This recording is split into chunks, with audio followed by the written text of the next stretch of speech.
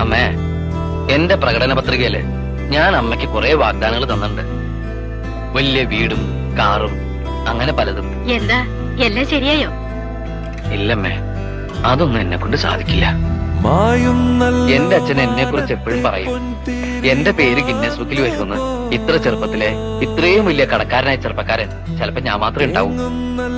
മനഃപൂർവ്വമല്ല, സംഭവിച്ചുപോയി. ഇനിയിപ്പോ എന്റെ മുമ്പിൽ ഒരു വഴിയേ കാണുന്നുള്ളൂ. അതെന്താ? ഓക്കെ, കഴിയുമ്പോ അറിഞ്ഞാ മതി.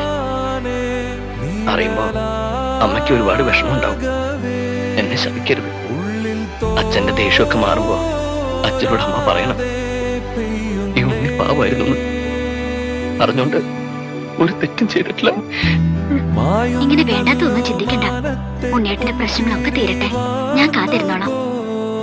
ജീവിക്കാൻ കൊതിയിലഞ്ഞിട്ടല്ല, വേറൊരു മാർഗമില്ലഞ്ഞിട്ടാ.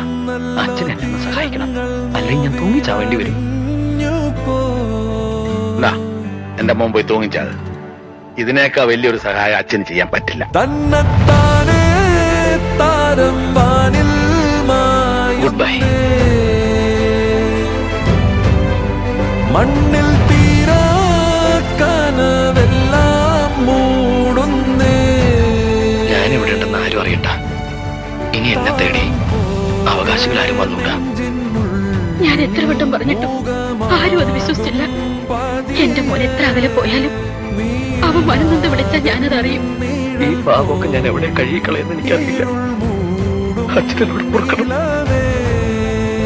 എല്ലാ കടങ്ങളും വീട്ടാൻ, നിങ്ങൾ എല്ലാവരും സുഖമായിട്ട് ജീവിക്കാൻ ഞാൻ എന്റെ അവിടെ വിറ്റിരിക്കുക. ഇങ്ങനെ ഒരാളിവിടെ കാത്തിരിപ്പുണ്ടെന്ന് പറഞ്ഞാൽ അവര് സമ്മതിക്കില്ല. കൈമൽ മാഷിന്റെ മോൻ എല്ലാം പഠിച്ചു, കക്ക മാത്രം പഠിച്ചില്ല. എന്റെ മോനെ ഇങ്ങ് വിട്ടു തരണം. അവൾക്കൊന്നും പറയാൻ കഴിയില്ല. ഓമയ